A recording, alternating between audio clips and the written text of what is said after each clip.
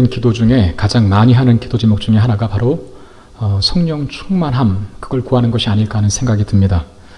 신방을 갔을 때나 또는 그룹 성경 공부 중에 우리 성도님들과 기도 제목을 나눌 때 항상 빠지지 않고 내놓는 기도 제목 중에 하나가 성령 충만하여지기를 원합니다 라고 하는 기도 제목입니다. 특히 우리 교회의 리더들, 우리 교육자들이나 또는 장로님들이나 우리 권사님들 또 안수립사님들 또 구역장, 기관장님들을 위해서 기도하실 때 우리는 누가 시키지 않아도 저분들이 성령 충만하기를 원한다라고 하는 기도의 제목을 하나님 앞에 자주 아뢰입니다. 여러분, 우리는 왜 성령 충만해야 할까요? 무엇 때문에 우리는 성령 충만에 그토록 입버릇처럼 구하게 되는 것일까요? 우리는 성령 충만함을 어떤 초월적인 은사를 갖는다거나 신비한 일을 행하는 쪽으로만 생각하는 경향이 있습니다. 성령 충만하면 방언을 하고, 성령 충만하면 환상을 보고, 성령 충만하면 기도하여 병이 낫는다라는 식으로만 생각을 합니다. 물론 그것도 성령 충만의 결과임이 분명할 수 있겠지만, 그러나 아시는 대로 그런 현상들은 일상적인 것과는 조금 거리가 멉니다. 그러니까 일반적이지 않다는 것이죠. 만약에 우리가 성령의 충만함을 그런 신비한 현상들이 나타나는 것으로만 이해한다면 어떤 이에게 있어서 성령 충만함은 그야말로 뜬구름 잡는 기도가 될 수도 있고, 또 어떤 특별한 사람들, 목사님들이나 장로님들이나 기도원 원장님들에게만 필요한 것으로 단정할 수 있고요. 또 심지어 성령 충만을 사모하지도 않고 기도조차 하지 않게 될 수도 있습니다. 그러나 성경은 성령의 충만함을 어떤 특정한 사람들의 전유물로만 여기지 않습니다. 모든 그리스도인들은 다 성령 충만을 위해서 기도해야 하고, 성령 충만함을 사모해야 하고, 성령 충만함을 구해야만 합니다. 왜냐하면 성령의 충만함은 가장 최우선적으로 그리스도인들로 하여금 그리스도인답게 살게 하는데 그 목적이 있기 때문에 그렇습니다. 우리가 진정한 그리스도인이 맞다면 우리는 삶에 대해서 고민을 할 것입니다. 어떻게 사는 것이 하나님께서 합당하게 사는 것일까? 무엇이 주를 위한 삶일까? 내가 하나님 닮고 싶은데 이 땅에서 주어진 인생이라고 하는 시간을 어떻게 살아가야 할 것인가? 라고 하는 이 정당하고도 또는 당연한 고민을 하게 됩니다. 그런 당연한 고민의 정답으로서 우리는 성령 충만함을 구해야 한다는 것이고, 성령 충만함은 모든 그리스도인들에게 있어서 그러므로 절대적으로 필요한 요구이고 또 얻어야 할 위대한 영적 가치인 것입니다. 오늘 본문은 먼저 우리에게 지혜 있는 자가 되기를 촉구하고 있습니다.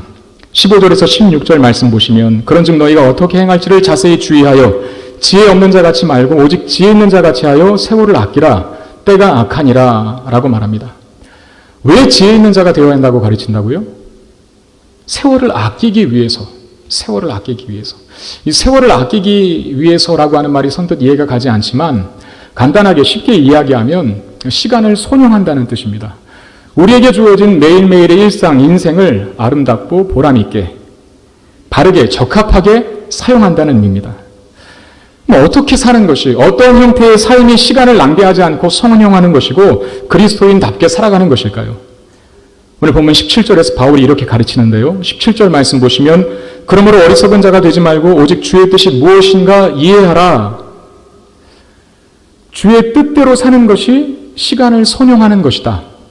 주의 뜻대로 사는 것이 인생을 가장 아름답고 적합하게 살아가는 것이다 라고 말하는 겁니다. 여러분, 성령의 충만함은 바로 그 주의 뜻을 알게 하고 그 주의 뜻대로 살아가도록 하는데 우리 그리스도인들에게 필요한 능력을 제공하기 때문에 주의 뜻대로 살아가기 위해서 우리는 성령 충만함이 반드시 필요하고 성령 충만함을 구해야 한다는 것입니다. 18절 말씀 보시면, 술 취하지 말라. 이는 방탕한 것이니 오직 성령으로 충만을 받으라 라고 말합니다. 그러니까 술 취함과 성령 충만함의 유사성을 들어 바울이 설명하고 있는 것인데요. 여러분, 술 취한 사람들은 뭐의 지배를 받습니까? 네, 술의 지배를 받습니다.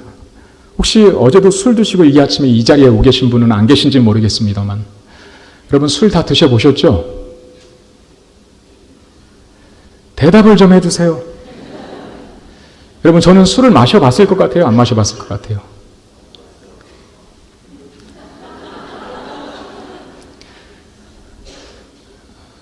그러면 저는 술을 취해봤을까요? 안 취해봤을까요? 솔직히 말씀드리면 저는 술을 마셔봤습니다. 물론 지금은 안 마십니다. 예수님 만나기 전에 가졌던 경험인데 술을 마셔보긴 했지만 취해보지는 않았습니다. 그래서 만취한 상태, 무슨 만취에 대해서, 만취가 돼서 필름이 끊긴 상태에 대해서 아직 그것이 잘 모르겠는, 뭔지, 어떤 경험인지를 모르겠는데, 기분이 좋아질 때까지는 마셔본 적이 있었습니다. 제가 기분이 좋아질 때까지 마셔본 다음에 얻은 경험은 그것이었습니다. 술이 달달하게 취하면 그냥 지나가는 사람 붙잡고 이야기하고 싶어지더라고요. 나랑 상관없고 알지도 못하는데 그냥 붙들고 같이 이야기하고 싶고, 일단 말이 많아진다는 겁니다. 제가 그렇게 말이 많은 사람이 아니거든요. 근데 술 취하니까 말이 많아지고, 또 친구들 붙잡고 막 이런저런 이야기하면서 그냥 미안하다고 막 그래요. 미안한 일도 하지도 않았는데 그냥 미안하다고 잘못했다고 이야기를 하고, 그리고 때로는 그러다가 또 성질을 부리기도 하고 화를 내기도 하고, 그러니까 내 자신이 통제가 안 되고 내가 원래 그런 사람이 아닌데 내가 아닌 누군가가 나를 지배하고 있는 것 같은 그런 느낌을 받았었습니다. 여러분, 실제 술은 그렇습니다. 사람이 가지고 있어야 할 어떤 정당한 기제, 그것이 분별력일 수도 있고 이해력일 수도 있고 판단력일 수도 있고 심지어 신체적으로는 몸의 균형일 수도 있고 사물에 대한 평가력일 수도 있는데, 그런 사람이 사람 되게 하기 위한 정당한 기제를 술은 마비시킵니다. 그래서 그 사람을 가장 훌륭하게 만드는 모든 것을 통제함으로 그 사람이 정말 사람된 그 인성을 제대로 구현해내지 못하게 만든다는 것이죠. 술은 사람에게 좋은 영향력을 작용하지 않습니다. 좋은 영향력을 끼치지 않습니다. 방탕하고 추한 모습으로 그 영향력을 발휘하게 되는 것이죠. 그러나 성령 충만함은 술 취함의 반대입니다. 성령은 우리로 하여금 하나님의 뜻을 알게 하고 그 뜻대로 살아갈 수 있도록 하는 힘을 제공합니다. 술은 사람을 무질서하게 만들지만 성령 충만함은 사람을 반듯하게 살아가도록 만든다는 것입니다. 오늘 우리가 본문 에베소서 5장 15절부터 18절까지 읽었는데요. 그 이후에 있을 본문인 22절부터는요. 성령 충만하면 이러이러한 결과가 따른다라고 하는 것을 바울이 말하고 있는 것인데, 의외로 예상 밖으로 성령 충만하면 우리가 아까 서두에 잠깐 언급했지만 어떤 신비한 일을 행하게 될 것이고 초월적인 능력을 갖게 될 것이고 하는, 뭔가 우리를 우리 이상되게 하는 이 신비하고 초월적인 능력으로 결과될 것이라고 예상을 하는데, 그렇지 않고 바울은 성령 충만함의 결과가 뜻밖의 일상적인 아름다운 삶으로 나타난다라고 이야기하고 있습니다. 그래서 5장 22절부터는 남편과 아내의 관계에 대해서 말하고 있고, 부모와 자녀의 관계에 대해서 말하고 있고, 주인과 종의 관계에 대해서 말하고 있다는 것입니다. 그러니까 성령 충만은 무엇을 우리에게 결과하냐면 그리스도인들의 일상적인 삶을 아름답고 보람이고 또 가치 있게 만들어간다라고 하는 것을 가르쳐주고 있다는 것이죠. 여러분, 이런 오해는 참 금물입니다. 내가 성령 충만하다고 생각하고 나도 스스로 그렇게 인정하고 다른 사람도 그렇게 말해준다면 그런 사람이 결코 부부관계가 엉망이어서는 안 됩니다. 성령 충만한 사람은 부부관계도 아름답고요. 또 성령 충만하다고 자부하는데 자녀와는 전혀 대화조차 하지 않는 그런 부모, 그건 바람직한 성령 충만이 아닙니다. 아니, 성령 충만한 게 아닙니다. 성령 충만한 부모는 자녀와 아름다운 관계를 갖게 되고요. 내가 성령 충만한데 직장에서 동료들과의 관계는 다 깨져버렸다. 그건 역시도 성령 충만한 것이 아닙니다. 성령 충만하면 그가 있는 세상에서의 모든 영역 속에서 많은 사람들에게 인정을 받고 필요한 사람으로 그렇게 영향력 있게 역할하게 된다는 것입니다. 그리스도인답게 매일을 살고 일상을 맞이해야 할 그런 책임 그리스도인들에게 있습니다. 우리 모두가 한 번뿐인 인생이기 때문에 성공적인 인생을 살고 싶어 하죠. 그 한 번뿐인 인생을 성공적으로 살기 위해서 우리에게 가장 필요한 것이 있다면 바로 성령의 충만함입니다. 그러면 성령의 충만을 받기 위해서 우리는 어떻게 해야 할까요? 무엇이 우리로 하여금 성령 충만을 가능하게 할까요? 저는 두 가지, 부정적인 경우와 또 긍정적인 경우, 소극적인 요소와 적극적인 요소, 이 두 가지 경우를 살펴보면서 우리 그리스도인들에게 반드시 성령 충만함이 필요한데 그 성령 충만함이 어떻게 우리에게 주어질 수 있는가 하는 부분에 대해서 살펴보고자 합니다. 첫 번째, 부정적인 요인으로서 우리의 성령 충만함을 방해하는 경우들을 보겠습니다. 그 첫 번째 경우는 바로 죄의 문제입니다. 죄. 이 죄의 문제가 우리의 성령 충만함을 방해합니다. 그걸 가장 잘 보여주고 있는 사람이 신앙의 인물이 다윗이라고 하는 사람인데요. 다윗이 쓴 시편 51편, 이건 회개시입니다. 이렇게 기록합니다. 시편 51편 11절 말씀 보시면 나를 주 앞에서 쫓아내지 마시며 주의 성령을 내게서 거두지 마소서라고 이야기합니다. 우리가 아는 다윗은 사실상 이런 기도를 드릴 것이라고는 생각 못할 그런 사람 아닙니까?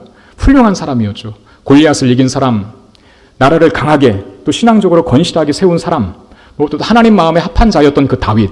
다윗의 기도라고는 느껴지지 않을 정도로 굉장히 절망적인 탄식입니다. 하나님 제발 저를 하나님 앞에서 쫓아내지 말아주십시오.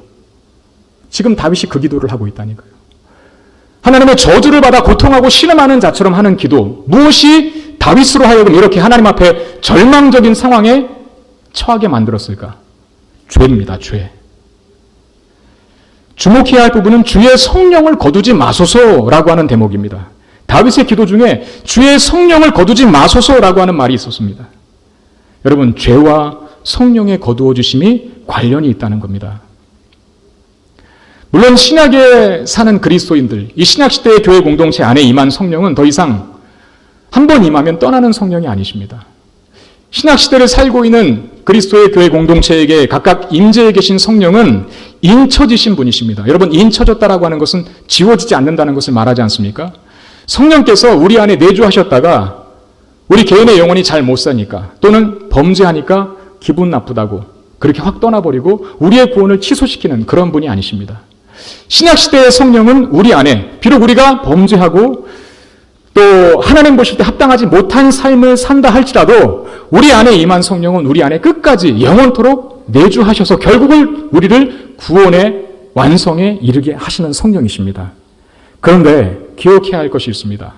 데살로니가전서 5장 19절 말씀 보시면 성령을 소멸치 말며라고 하는 말씀이 있거든요. 데살로니가 교회 공동체는 신약시대의 교회 공동체죠. 바울이 신약시대의 교회 공동체에게 하시는 말씀이에요. 성령을 소멸치 말라. 이 소멸치 말라, 그 소멸하다고 하는 단어가 가라앉히다, 억누르다 그런 뜻이거든요.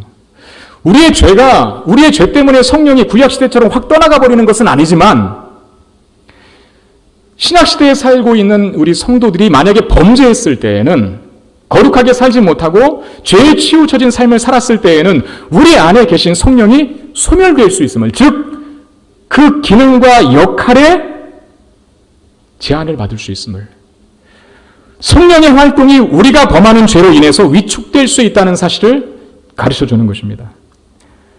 그러니까 우리의 성령 충만을 방해하는 게 죄라는 것이 맞죠. 여러분, 과거나 지금이나 죄는 여전히 인간 세상에 만연해 있습니다.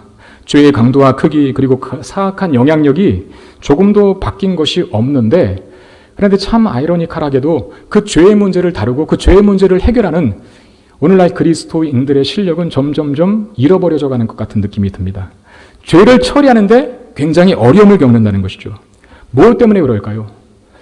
저는 그 많은 원인 중에 하나의 원인을 죄에 대한 개념이 점점 희박해지는 것이 아닌가 하는 것으로 그 원인을 하나 듭니다. 죄에 대한 개념. 도대체 죄가 뭔지를 모른다는 것이죠. 언제가부터 이 교회 안에 상처라고 하는 말이 등장하기 시작했습니다. 상처라고 하는 말이 자주 사용이 되는데 상처 받을 수 있죠. 또 누구에게 상처 줄 수도 있습니다. 본의 아니게. 상처라고 하는 말이 교회 안에 쓰일 수 있는데, 근데 그런 일이 실제로 일어나고 있고, 또 성경에도 상처라고 하는 용어가 심리적이고 정신적인 피해로 적용되는 경우가 많이 있습니다. 저는 정말 이 자리를 빌어서 말씀드립니다. 우리 상처받은 우리 성문교회 식구 중에 상처받은 영혼을 갖고 있는 분이 있다면 그 상처가 치유되고 깨끗하게 회복되기를 바랍니다. 그런데 한 가지 더 부탁드리고 싶은 것은 지금보다도 조금 더 강해지기를 바랍니다. 여러분, 상처라는 것이 사실 그런 건 아닙니까? 내가 약하기 때문에 긁혀지는 거죠. 누군가 나를 긁을 때 내가 강해 있다면 아무리 긁어도 자죽이 남지 않는 것입니다. 내가 약하니까 누군가가 나를 싹 긁었을 때 생치기가 나는 것이. 내가 강하면, 내가 더 신앙적으로 조금 더 견고해지고 예수 그리스도 안에서 더 강한 믿음을 갖고 있으면 더 이상 그 상처는 받지 않을 수 있다는 것이죠. 교회 안에 상처를 주고받는 일이 어쩔 수 없는 형편이고 현실이라고 한다면, 왜냐하면 교회 안에는 정말 다양한 기질과 다양한 성향과 다양한 성격을 가진 사람들이 모이는 것 아닙니까? 나는 상처 주려고 한 말이 아닌데 때로는 듣는 사람 입장에서 상처가 될 수도 있고, 나는 상처 주려고 한 행동이 아닌데 그 행동을 보고 또 받는 입장에 있는 어떤 사람은 그 행동 때문에 또 상처를 입을 수 있는 거죠. 그게 필연적인 일이라면, 어쩔 수 없는 일이라면 궁극적인 해결책은 뭐겠습니까? 상처받지 않도록 우리 각자 자신의 믿음과 신앙을 단련시키고 더 강하게 만들면 된다는 것이죠. 이와 관련해서 제가 드리고 싶은 한 가지 더 충족된 말씀이 있다면, 충원된 말씀이 있다면, 죄에 대한 이해와 관련해서 상처라고 하는 말이 주는 그릇된 태도에 관한 것입니다. 여러분 생각해 보시오. 상처라고 하는 말 속에는 언제나 피해자만 있습니다. 피해자. 교회 안에 상처받았다라고 하는 말이 많아지면 나는 피해자입니다. 나는 피해자입니다. 라고 그렇게 이해를 하게 된다는 것이죠. 예를 들어서 어떤 사람이 폭력적인 성향을 가지고 있어요. 그걸 상처로 해석을 해서 과거 그 사람의 이력을 뒷조사하기 시작합니다. 아, 저 사람이 어렸을 적부터 부모로부터 폭력을 당했기 때문에 그게 상처로 남아서 때로는 남편과 때로는 아내와 때로는 자녀들을 폭행하는 것이구나, 이렇게 해석을 해버리고요. 또 어떤 사람, 여자 문제가 복잡한 사람은 부모나 형제에게 어렸을 적에 충분한 사랑을 받지 못해서 그 애정결핍이라고 하는 상처가 있어서 그런 것이구나라고 또 이해합니다. 도박에 빠진 사람은 어렸을 적에 무척이나 가난하게 살아서 돈에 대한 집착이 있어서 그런 것일 것이다. 예를 들면 그렇다는 거예요. 과거에 받은 어떤 상처 때문에 나타나는 이런 행동들이 일종의 심리적이고 정신적인 질병으로 규정하려고 합니다. 죄라고 그렇게 생각하지 못하게 된다는 것이죠. 근데 문제는 뭡니까? 이런 행동들에 대한 그 죄의 규정이 없다면 결코 하나님 앞에 그 문제를 회개로 해결하려고 하는 노력을 하지 않는다는 겁니다. 여러분, 죄라고 하는 인식이 없는데 어떻게 회개가 가능할 수 있겠습니까? 죄에 대한 개념이 점점 희박해질 때 나타나는 가장 치명적인 문제는 죄가 하나님 앞에 해결받아야 하는 문제라는 사실을 잊게 만든다는 것입니다. 어느덧 교회 안에 하나님 앞에 회개에 기도하는 것들 많이 사그라졌어요. 지금 연세가 지긋하게 드신 우리 노모님, 또 노보님들께서는 아실 거예요. 과거 한국교회가 회개의 운동으로 이만큼 왔다는 것을. 한국교회 초대 부흥운동들이 다 어디서부터 시작됐습니까? 회개의 기도 운동으로부터 시작됐죠. 본인이 무슨 어떤 특별하고 치명적인 죄를 지어서 회개한 것이 아니라 심지어 나라와 민족의 죄를 대신해서 교회가 기도했죠. 성경에도 그런 인물들이 참 많이 있지 않습니까? 이사야 선지자나 예레미야 선지자나 느헤미야 같은 사람들은 자기와 상관없음에도 불구하고 민족과 나라의 죄악을 놓고 하나님 앞에 통해 자복했던 선지자들이었습니다. 여러분, 죄에 대해서 민감할 때 우리는 성령으로 충만하게 되지만 죄에 대해서 둔감해지기 시작하면 성령은 탄식하게 됩니다. 여러분 기억하십시오. 죄는 우리도 성령으로 충만해지는 것을, 성령 충만해지는 것을 방해한다는 사실을 말입니다. 한 걸음 더 나아가서 오늘 그럼 우리는 어떤 죄에 자꾸 미혹이 될까요? 아까 제가 시편 51편 11절 말씀을 들어봤는데 다윗의 회개기도였죠. 주의 성령을 내게서 거두지 마옵소서라고 하는 그 회개의 기도. 사실 그 회개의 기도가 무슨 사건 때문에 발단이 된 것입니까? 그렇죠. 우리아 아내 안에 밧세바를 범한 사건 때문에 그렇습니다. 성적인 범죄였다는 것이죠. 요즘처럼 음란한 문화가 판을 치는 시대가 없습니다. 앞으로 더 할 것입니다. 우리의 자녀들이 인터넷이나 스마트폰으로 너무나 쉽게 음란물을 접할 수 있다는 사실을 우리 부모님들은 어느 정도 아실 것입니다. 만약에 자기를 통제할 수 없고 절제할 수 없다면 그런 사람들은 그냥 그런 데에 빠져들게 되거든요. TV나 영상 매체들은 성적인 매력을 이용해서 광고를 합니다. 선정적인 광고를 한다는 것이죠. 전에는 제가 가요 프로그램을 종종 봅니다. 요새도 지금 성문교회를 온 다음부터는 그거 전혀 못 보고 있는데 무슨 뭐 이렇게 노래 잘하는 사람들이 대결하는 가요 프로들이 있지 않습니까? 옛날 노래 부르면서 뭐가 있을까요? 뭐 불후의 명곡이라든지 이런 거 있지 않습니까? 꼭 다회 처음 듣는 사람처럼 그런 표정을 짓고 계신지 모르겠어요. TV를 전혀 안 보시는 우리 거룩한 경건한 성문의 교회 성도들. 근데 그런 노래를 들으면 막 향수에 젖기도 하고 때로는 정말 마음에 와닿는 노래가 있기도 하잖아요. 그러면 막 은혜를 받아요.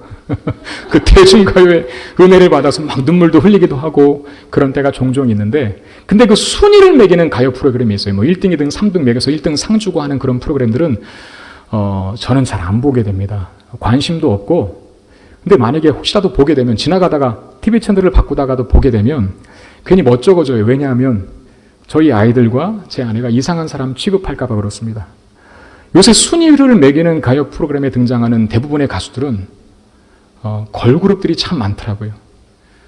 근데 걸그룹들이 나와서 이렇게 노래를 부르는 걸 보면 참 이쁘기는 하는데 거의 태반 반은 안 걸치고 나오시더라고요. 그리고 춤이 아닌 어떤 요염한 포즈들을 많이 하고 그걸 보기 때문에 애들 앞에서 그걸 볼 수가 없겠는 거예요. 그런 식으로 자꾸 어필을 한다는 것이죠. 왜? 거기에 사람들이 동요가 되고 관심을 갖고 그게 사실상 돈벌이가 되기 때문에 그렇다는 겁니다. 이 성적인 문란함, 이 음란한 죄가 오늘 이 시대에 우리에게 치명적인 죄의 유혹인지 모릅니다. 여러분, 교회라고 안전합니까? 교회가 절대 안전하지 않습니다. 얼마나 많은 성적인 죄에 우리 교회 성도들이 노출되어 있는지 모릅니다. 여러분, 제발 남의 아내와 또 남의 남편에게 그렇게 너무 많은 관심을 갖지 말아주시기를 바랍니다. 괜히 아무런 관계도 없는데 교회 안 나왔다고 이상한 남자가 이상한 여자에게 전화를 하고 그런 일이 없었으면 좋겠습니다. 저는요, 전에 있던 교회에서 그렇게까지 가르쳤어요. 용기 있게. 저희 담임 목사님은 항상 옆 사람하고 악수하며 인사합시다 이런 말씀을 잘 하셨거든요. 근데 저는 옆 사람과 악수하지 말라 그랬어요. 이성끼리는 절대 안 된다 라고 그랬죠. 사실 오늘 제가 일부 예배도 이 말씀을 드렸거든요. 그때 어떤 권사님 한 분이 목사님 악수하지 말라고 하셨으니까 악수 안 하고 갈게요 그러더라고요. 노모님과 노부님들은 죄입니다. 그분들하고는 뭐 악수한다고 해서 무슨 정기가 통할 일이 있겠습니까? 뭐가 있겠습니까? 괜찮은데 근데 이성끼리는 될 수 있는 대로, 모르는 이성끼리는 될 수 있는 대로 이렇게 악수라든지 그런 어떤 사적인 접촉들을 하지 않는 것이 좋습니다. 그게 교회의 덕이 되는 것이고 큰 문제를 방지합니다. 심지어 이런 분들도 있죠. 어떤 여성에게, 여집사님에게 막 집까지 태워다 주겠다고 타라고 하시는 분들이 있을 수 있고, 무거운 짐을 들었을 때 짐 들어주겠다고 그렇게 따라오는 그런 남 집사님도 있을 줄 아는데 우리 성문교회는 없죠. 그런데 응하지 말고, 혹시 그렇게 접근하는 분들이 있다면 블랙리스트에 이름을 올리시기를 바랍니다. 그런 남자들, 그런 성도님들 대부분 뒷조사를 해보면 사실 자기 아내는 정말 관심 갖지 않으셔요. 자신의 아내는 소 닭보듯 하는 사람들이 대부분입니다. 교회 안에서는 최대한 그래서 조심하셔야 돼요. 그런 문제 때문에 우리 안에서도 혼란이 일어날 수도 있고, 또 심지어는 믿지 않는 사람에게 정말 가장 치명적인, 교회의 복음의 문을 닫는 치명적인 죄로 그런 부분들이 작용될 수 있거든요. 예를 들면 믿지 않는 내 남편이 있는데 아내가 열심히 신앙생활하는데 교회에서 바람났다고 한번 생각해 보십시오. 그 남편은 아마 정말 주님이 강력하게 역사하셔서, 주권적으로 역사하셔서 변화시키기 전에는 교회에 대해서 전혀 정말 교회를 등지고 원수처럼 여기면서 살아가게 될 것입니다. 우리가 조심해야 되는 방법밖에 없어요. 목사도 마찬가지입니다. 옛날에 우리 선배들이 그런 조언을 많이 했죠. 저는 정말 진리라고 생각합니다. 목회에 성공하려면 다른 모든 것 다 중요하지만 이 세 가지만 주의해라. 그게 뭔지 아십니까? 첫 번째가 돈입니다. 돈. 목회의 선배들이, 우리 교회 보니까 은퇴하신 목사님들 몇 분 계신데 잘 아실 거예요. 그런 조언을 늘 하셨고, 우리들에게, 후세대들에게. 그분들도 그런 문제를 잘 극복했으니까 지금 이렇게 은퇴하셔서 평안한 노후를 보내시고 계신 것이겠죠. 돈을 조심해야 되고, 두 번째가 명예, 그리고 세 번째가 여자였습니다. 여자. 여러분, 저는 사실 본심은 굉장히 따뜻한 사람이거든요. 근데 혹시라도 우리 여자 성도님들에게 우리 여성 성도님들에게 제가 약간 까칠하게 느껴지고, 무슨 말을 해도 잘 대꾸도 안 하고 또 무관심하게 굴어도 제가 기분이 나쁘거나 어떤 그분에게 개인적 감정이 있어서 그런 게 아니라 제 스스로 나름대로 하려고 하는, 조심하려고 하는 다짐으로 그렇게 이해해 주셨으면 좋겠습니다. 필사적이 돼야 된다는 것이죠. 저는 오래 목회하고 싶습니다. 그런 문제에 연루되어서 막 뉴스에 나오고, 제가 성문교회 담임 목회자가 되니까 저에 대한 관심이 여론에 굉장히 많이 이렇게 나타나기 시작했어요. 유튜브에 제 설교가 올라가면요, 막 몇백 회의 조회수가 기록이 됩니다. 저는 이제 유튜브에 올리지 않을 생각입니다, 이제. 제가 지금 저의 바뀐 이 상황을 제 스스로 감당이 잘 안 돼요. 여러분, 우리 전지호 목사님이 훌륭한 일로 기사가 나야지, 전지호 목사 누구누구와 바람피다 그러고 나오면 되겠습니까? 제가 조심하려고 노력하는 만큼 여러분들이 저를 아, 우리 전 목사님 쌀쌀해, 냉정해, 차가운 사람이야, 이렇게 생각하지 마시고 우리 전 목사님 나름대로 노력하고 계시구나, 치열하게 싸우고 계시구나, 이렇게 이해해 주신다면 정말 바르고 더 건강하게 목회하리라고 생각을 합니다. 여러분, 죄에 민감하고 특별히 우리가 취약할 수 있는 죄의 유혹에 대해서 각자 사람마다 약한 부분들이 있거든요. 근데 남자들은 대부분 다 어떤 그 이성적인 부분에 대해서 약한 것 같아요. 여성들도 그런 분들이 계시고요. 자기가 취약할 수 있는 그 죄의 문제에 대해서, 죄의 유혹에 대해서 조심하고 또 최대한 또 조심해야만 합니다. 그 죄의 문제가 항상 나의 발목을 잡을 수 있는 거거든요. 여러분, 하나님은 우리에게 너무나 큰 걸 준비해 주시고 싶고 부어주시고 싶은데 우리 안에 이 준비된 그릇에 만약에 이 담뱃재가 하나 떨어뜨려 있다면 하나님께서 거기다 귀한 음식, 영양식 담아 드리겠습니까? 그렇지 않다는 것이죠. 우리가 약하고 계속해서 해결되지 못하는 그 죄의 문제가 있다면 오늘부터 고민하셔서 그게 뭔지를 기억하시고 그걸 끊어내 버리셔야 됩니다. 해결해 버리셔야 됩니다. 그래야 우리 안에 성령으로 충만한 역사가 비로소 시작될 수 있다는 것입니다. 두 번째 죄의 문제는 뭐냐면, 우리가 성령 충만해지는 것을 방해하는 두 번째 죄의 문제는 세상의 마음을 자꾸 빼앗겨 버리는 것입니다. 성경에 그런 일로 우리에게 경고가 되는 인물이 등장하는데 바로 데마라고 하는 사람입니다. 데마. 디모데후서 4장 10절 말씀에 보면 데마는 이 세상을 사랑하여 나를 버리고 데살로니가로 갔다라고 하는 말이 있습니다. 여러분, 데마라는 사람이 바울을 버렸다라고 하는 표현을 통해서 알 수 있듯이 이 데마라는 사람이 과거에는 바울의 동역자였던 것 같아요. 바울을 잘 도왔던, 선교 사역을 감당했던 그런 훌륭한 믿음의 동역자였습니다. 그런 그가 바울을 버리고 떠납니다. 왜 바울을 버리고 떠났을까요? 한때 위대한 선교 동역자였던 그 데마가 바울을 버린 이유는 뭘까요? 성경엔 단 한 가지 이유만 기록합니다. 그가 세상을 사랑했기 때문이라고. 여러분, 생사고락을 함께했던 동역자들, 그리고 신앙을, 그리고 복음을 송두리째 버릴 수 있을 만큼 세상이 주는 이 달콤한 유혹은 정말로 거부하기 힘든 것이라는 사실을 이 본문이 말해주고 있는 것이죠. 열심히 사는 것 좋습니다, 여러분. 열심히 최선을 다해서 직장 생활하고 세상을 향하여 열심히 살아가는 것 참 좋지만, 그러나 너무 세상에서 성공하고 싶은 그 욕망이 강해서 우선순위를 잃어버리는 성도들을 종종 봅니다. 그러니까 세상의 일 때문에 예배를 잃어버리고 말씀을 잃어버리고 기도 생활을 잃어버리는 성도들이 참 많다는 걸 우리 잘 아실 것입니다. 예배 나오셔야죠. 말씀 생활 하셔야죠. 기도 생활 잘 하셔야죠. 라고 그렇게 제안을 하고 권면을 하면, 목사님, 제가 그럴 시간 없어요. 너무 바쁩니다. 마음의 여유가 생기질 않습니다. 마음의 여유가 생기면 그때 하도록 하겠습니다. 여러분, 우선순위가 잘못되어 있는데 마음의 여유가 생길 일이 있겠습니까? 삶의 우선순위가 제대로 정립이 되어야 여유도 생기는 것이고 마음의 평안도 찾아오게 되는 것이죠. 그걸 찾지 못하면 그 사람은 평생 마음의 여유를 가질 수 없는 거고 평안한 삶을 영위할 수 없게 되는 것입니다. 세상의 유혹이라는 게 그렇게 무서워요. 정말 가치 있는 것, 보배로운 것을 바라보지 못하게 만들고 그 가치 있고 보배로운 것들을 2선, 3선으로 물러가게 만들어버립니다. 우린 바울이 디모데에게 한 권면을 꼭 기억해야 합니다. 디모데전서 6장 7절 8절에 중요한 말씀이니까 한번 같이 읽어보도록 하겠습니다. 디모데전서 6장 7절 8절 시작. 우리가 세상에 아무것도 갖고 온 것이 없음에 또한 아무것도 가지고 가지 못하리니. 계속 읽어주시길 바랍니다. 우리가 먹을 것과 입을 것이 있은즉 족한 줄로 알 것이니라. 우리가 잘 아는 말씀이죠. 꼭 성경에 깊이 있는 이해가 없어도 일반 세상 사람들도 이 말이 무슨 뜻이구나 알 수 있는 말씀인 것 같아요. 빈손으로 왔다가 빈손으로 가는 것이 인생이다. 그래서 죽은 자에게 입히는 그 수의에는 주머니가 없습니다. 수의는 주머니가 없어요. 뭔 가져가지 못한다는 것이죠. 가지고 가는 것이 아닐 바에야 세상에 너무 집착할 필요 없겠지 않습니까? 장래에 잘 되는 것에 너무 목매지 마십시오. 중요한 것, 가치 있는 것, 정말 인생과 영혼에게 정말 필요하고 절대적인 것까지 미루어 가면서 세상에 매달릴 필요는 없습니다. 여러분, 세상에서 잘 살기 위해서 하나님께서 우리에게 가르쳐 주신 방법이 있습니다. 삶의 우선순위를 잘 세우고 세상에서 잘 살기 위해서 세상의 이익을 쫓아 살아가려는 자가 아니라 하나님 보실 때 바르고 합당하게 살아가려고 노력하면 하나님 그의 인생을 책임진다고 약속해 주고 계시죠. 너희는 먼저 그의 나라와 의를 구하라. 그리하면 이 모든 것을 너희에게 더하시리라.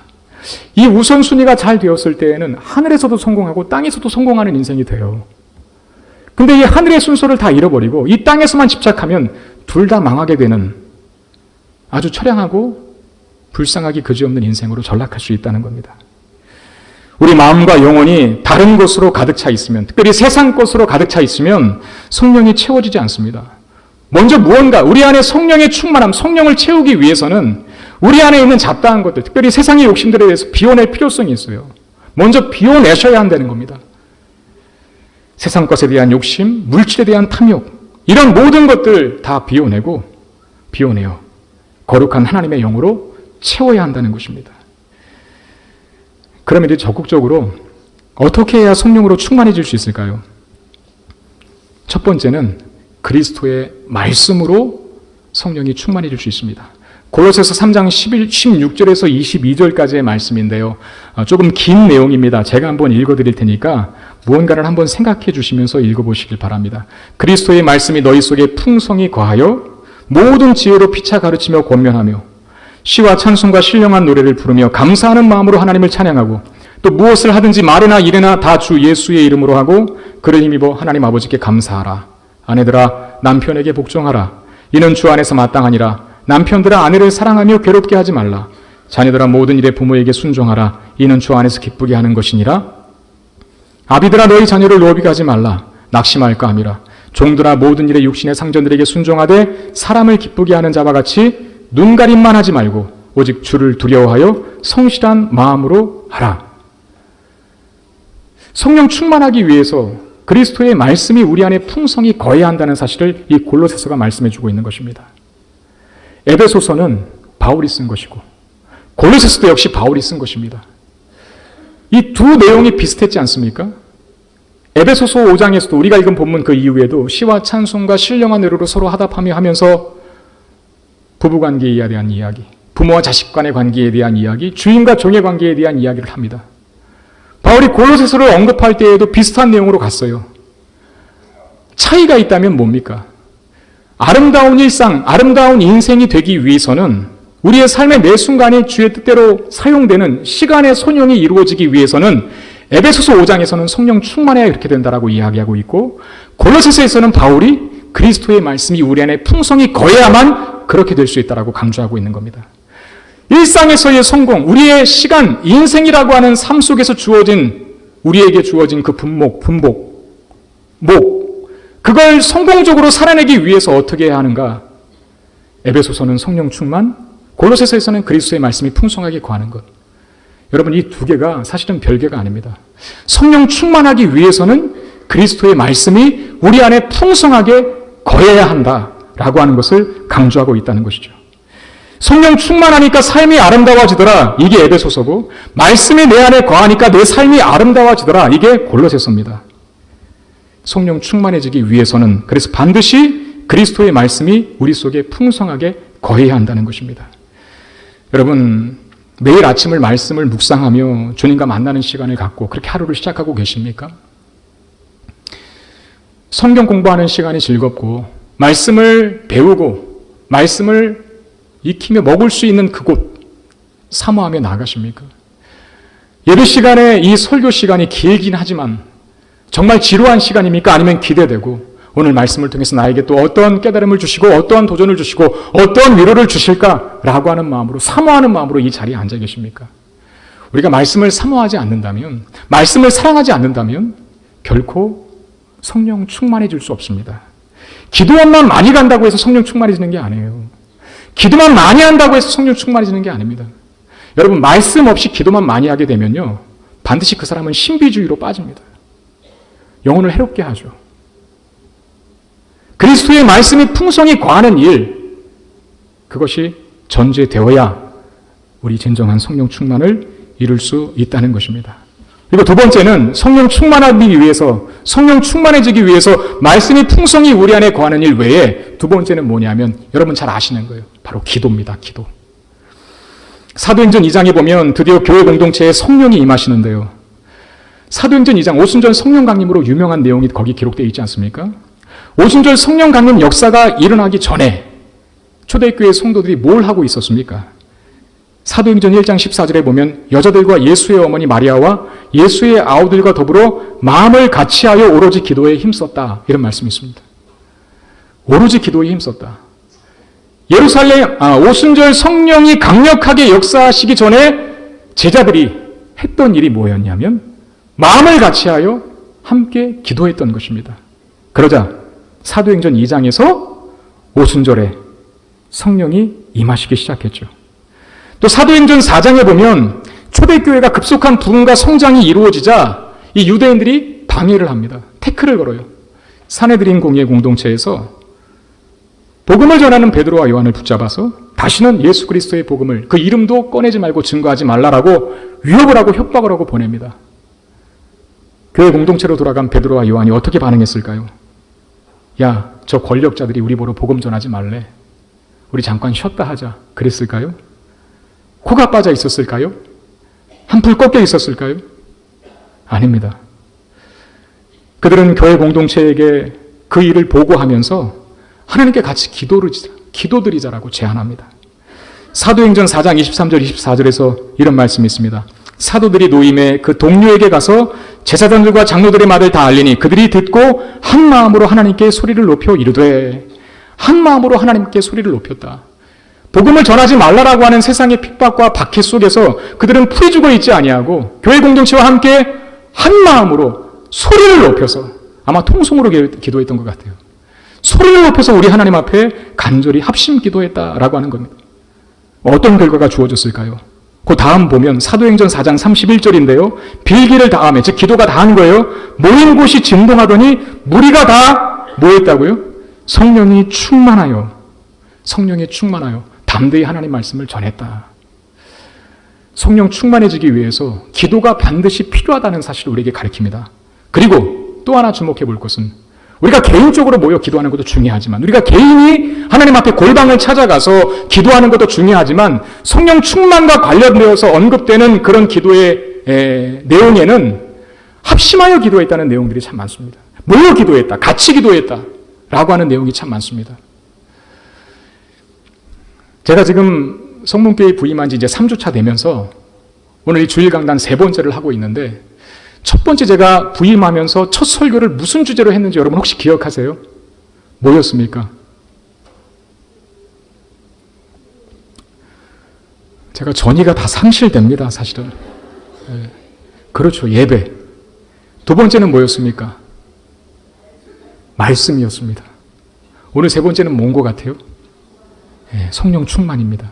성령 충만은 특별히 합심하여 하는 기도를 통해서 우리에게 주어질 수 있다는 것을 오늘 본문이 가르쳐주고 있습니다. 사도행전에서 새벽기도 요새 많이 나오신다고 제가 듣고 있습니다.